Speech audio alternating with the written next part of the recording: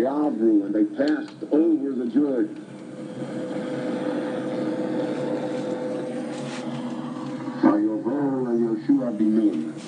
And they came to there. They didn't make a big public announcement in the camp. You know, if we got a story to tell you, right? They'll sell the book rights first. Vayovo, they came to Yoshua Binun. They came to Yoshua Binun. It's interesting that in all the secret services in the world, when one becomes an agent, so you have to sign away your right to ever write a book. So there was a case now in England where the man, after so many years, retired, and he wrote a book, and he sold it to a publisher, and the publisher wanted to publish the book, and the British Secret Service took them to court to prevent it, to enforce the contract.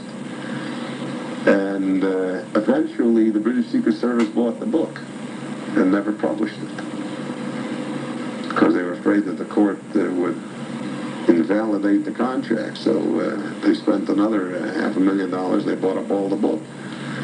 That has happened to unpopular books. This guy Khomeini is crazy. Instead of spending $3 million to shoot him, he should buy a book.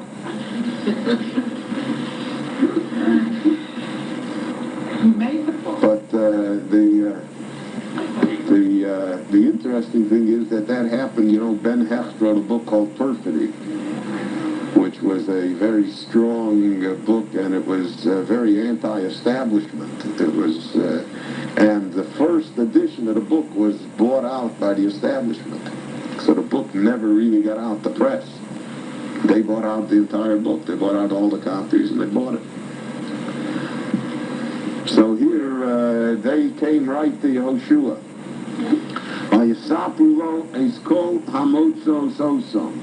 And they told Yehoshua the whole story, everything that happened to them.